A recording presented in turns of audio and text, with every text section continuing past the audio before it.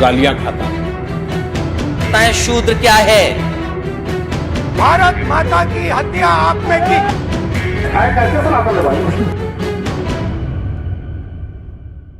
दशकों बाद बरेली लोकसभा में ऐसी स्थिति आ गई है कि मतदाताओं को गहराई से सोचना पड़ रहा है कि वोट कहां दें।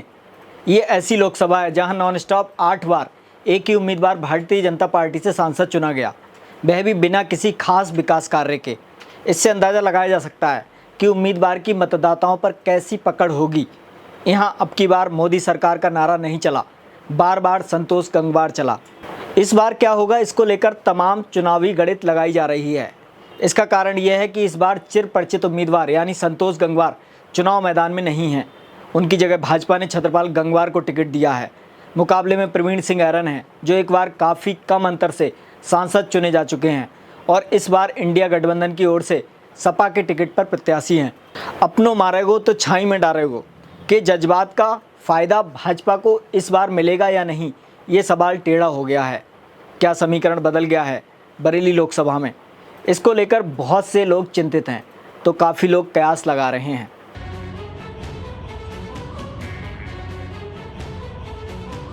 इंडस न्यूज़ की सीरीज एंटायर पॉलिटिक्स में सम्मानित दर्शकों का स्वागत है। मैं हूं संतोष शाक्य। लोकसभा चुनाव की रणभेरी बज चुकी है।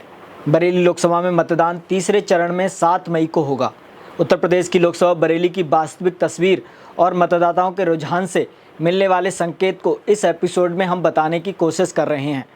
बीते लोकसभा चुनाव से पहले एक टीवी चैनल की डिबेट में बरेली के भाजपा सांसद संतोष गंगवार के अलावा इसी लोकसभा से ही एक बार सांसद चुने जा चुके प्रवीण सिंह ऐरन एक दूसरे के सवालों का जवाब देने आमने सामने थे। प्रवीण सिंह ऐरन ने तंज करते हुए कहा, हमें समझ नहीं आता कि संतोष जी बिना कोई काम किए कैसे सांसद चुन जाते हैं। इस पर संतोष गंगवार ने चुटीले अंदाज में कहा, हमारी शागिर्दी में आ जाओ, पता चल जाएगा। ये बात अब लोगों को याद नहीं होगी, लेकिन शागिर्दी का ऑफर और संतोष गंगवार का इस बार चुनाव मैदान में न होना नए समीकरणों की ओर इशारा कर रहा है।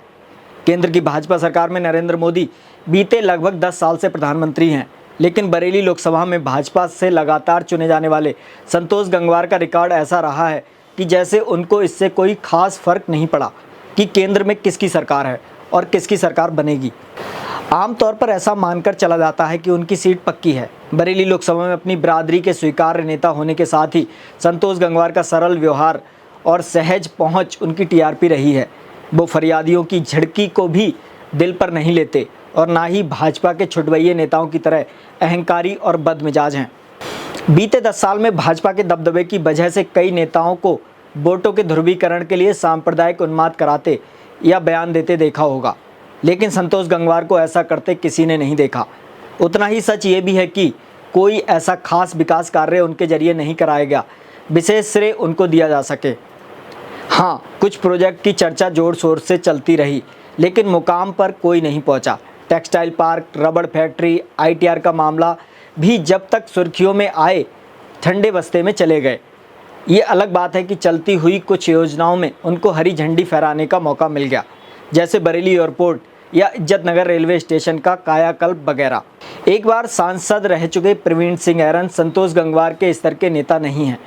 ना ही उनकी किसी खास बिरादरी या समुदाय में स्पष्ट पहुंच है और ना ही कोई कम्युनिटी उनको नेता बतौर स्वीकारती है। उनके पास साधारण समीकरण इतना ही है कि कांग्रेस सपा का वोट मिल जाए और संतोष गंगवार के ना होने से कुछ वोट और मिल जाए। लगता यही है कि पहले भले ही उन्होंने संतोष गंगवार की शागिर्दी का ऑफर ठुकरा दिया हो, लेकिन अभी वह हंसी खुशी संतोष गंगवार का शागिर्द बनने को तैयार होंगे।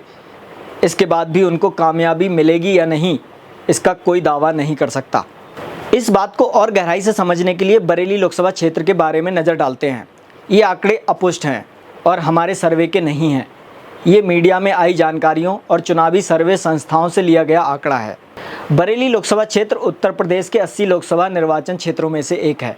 ये सामान्य श्रेणी की सीट है, जिसमें बरेली जिले की आंवला लोकसभा और पीलीभीत लोकसभा से संबंधित हिस्से को छोड़कर बाकी क्षेत्र शामिल है।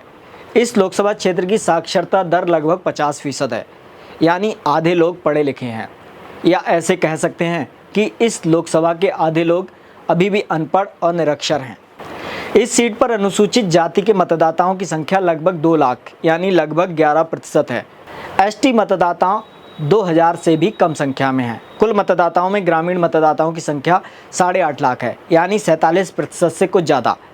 बाकी मतदाता शहरी या कस्बाई हैं, जिसकी संख्या लगभग 9.5 लाख यानी लगभग 53% के आसपास है। 2019 के संसदीय चुनाव के अनुसार बरेली संसदीय सीट पर कुल मतदाता 17,96,060 थे और मतदान 59.3% रहा। महज इतने ही आंकड़ों से एक प्राथमिक अंदाजा लगाया जा सकता है। बड़ा खेल होगा शहरी और ग्रामीण मतदाताओं का विभाजन करके। मुख्य शहर में शहरी सामान्य वर्ग की जातियों बैश्य कायस्थ का बड़ा वोट बैंक है, जो भाजपा आरएसएस के नज़दीक हैं और लंबे समय तक सांसद रहे संतोष गंगवार से भी नज़दीक रहे हैं। संतोष गंगवार के ना होने से ये वोट बैंक पूरी तरह छतरपाल गंगवार की ओर शिफ्ट हो जाएगा, ये कहना मुश्किल है। इसका फ़ायदा प्रवीण सिंह ऐरन को भी मिल सकता है। दूसरी बात ये कि नगर पंचायतों में मुस्लिम बहुल आबादी है, जिसमें भाजपा की पैठ बहुत कम है। इसका फ़ायदा भी ऐरन को मिल सकता है। बाकी बचा ग्रामीण क्षेत्र, जहां जाति बिरादरी के आधार पर वोटिंग का प्रभाव रहता है। सबसे बड़ी बिरादरी कुर्मी है, जिसकी संख्या 20% के आसपास है। दूसरे नंबर पर मौर्य आबादी 10 से 12% है। लोधी और किसान और कश्यप लगभग 5-6% हैं। बैश्य 6% और यादव जाट की आबादी बहुत कम है। अनुसूचित जाति 11% और मुसलमान 28% से ज़्यादा हैं। सिख, ईसाई, बौद्ध, एसटी आबादी 1 से 1.5% में सिमट जाती है। कायस्थ, ब्राह्मण, अन्य जातियां भी हैं। मुख्य वोटर कुर्मी, मुसलमान और मौर्य हैं। दूसरे पायदान पर अनुसूचित जाति के मतदाता और फिर बैश्य कायस्थ कहे जाते हैं। भाजपा का साधारण वोट थोड़ा भी खिसका तो बाजी ऐरन के हाथ आ जाएगी। बसपा से पूर्व विधायक छोटेलाल गंगवार प्रत्याशी बनने से भी ऐरन को फायदा होता दिखाई दे रहा है। पिछले लोकसभा चुनाव में भगवत शरण गंगवार को 37% वोट मिले थे, जबकि संतोष गंगवार ने 57% वोट लेकर जीत दर्ज की थी। इस मोटी गुणा भाग के आधार पर ऐरन को अगर बैश्य, कायस्थ और अन्य लोग कंधा दे दें तो उनकी नैया पार हो सकती है, लेकिन ये इतना आसान नहीं है। इसके बरक्स छतरपाल गंगवार बेहड़ी विधानसभा के नेता हैं। लोकसभा स्तर पर उनकी उम्मीदवारी पहली बार है, जबकि प्रवीण सिंह ऐरन एक बार सांसद रह चुके हैं और उनका 5 साल का कार्यकाल बहुत ही औसत साबित हुआ है। इस मामले में ऐरन मिनी संतोष गंगवार साबित हुए हैं। 5 साल की सांसदी में उन्होंने 12 सवाल संसद में पूछे, जो कि कार्यकाल के आखिरी वर्ष में पूछे। इन 12 सवालों में 4 सवाल ही ऐसे थे जिनका बरेली लोकसभा से थोड़ा बहुत लिंक था। सवाल भी ऐसे कि उनका कोई नतीजा नहीं निकला। सवाल कम, पूछताछ खिड़की से जानकारी लेने जैसा मामला ज़्यादा रहा। यहाँ तक कि कुछ खास ट्रेनों का स्टॉपेज तक कराने का सवाल भी सवाल ही रह गया। कोई भी बड़ा प्रोजेक्ट उनके एजेंडे में नहीं रहा। अपनी हैसियत के हिसाब से प्रवीण सिंह ऐरन अरबपति हैं और छतरपाल गंगवार तो क्या, संतोष गंगवार भी घोषित संपत्ति उनके सामने कुछ नहीं है।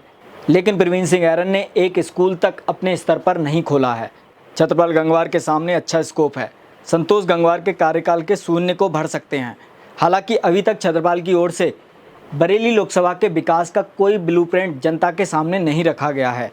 हो सकता है वो मोदी के राशन और शौचालय वाली योजनाओं के सहारे ही अपना नसीब आजमा रहे हों। बहरहाल ऐरन का चुनाव केंद्र शहर और कैंट विधानसभा है, जहां अरुण कुमार सक्सेना और संजीव अग्रवाल भाजपा से विधायक हैं, जबकि छतरपाल गंगवार अपने गढ़ बेहड़ी विधानसभा से बाहर हैं। उनका केंद्र मीरगंज, भोजीपुरा और नवाबगंज विधानसभाएं हैं। छतरपाल अपने गृह विधानसभा क्षेत्र की सीट गंवा चुके हैं। हालांकि ये सीट बरेली लोकसभा में नहीं आती। भोजीपुरा में भाजपा सीट खो चुकी है। नवाबगंज में सपा के पीलीभीत लोकसभा प्रत्याशी भगवत शरण गंगवार का आधार मजबूत है। हालांकि भाजपा इस विधानसभा में जीत दोहरा चुकी है। मीरगंज में भाजपा के पास विधानसभा सीट है, लेकिन सपा का भी अच्छा प्रभाव है। ऐसे में ऊंट किस करवट बैठेगा भविष्य ही बताएगा। लोकसभा के साथ ये देश की दिशा तय करने वाला भी चुनाव है, इसलिए वोटर कुछ भी कर सकते हैं। आपको हमारा ये एपिसोड कैसा लगा, हमें कमेंट बॉक्स में कमेंट करके ज़रूर बताइए। अपनी राय हमारे साथ साझा ज़रूर कीजिए। वीडियो की स्क्रिप्ट लिखी थी आशीष आनंद ने, कैमरे पर थे अनुभव, वीडियो को एडिट किया है हमजा नदीम ने। आप देखते रहिए इंडस न्यूज़ टीवी। नमस्कार।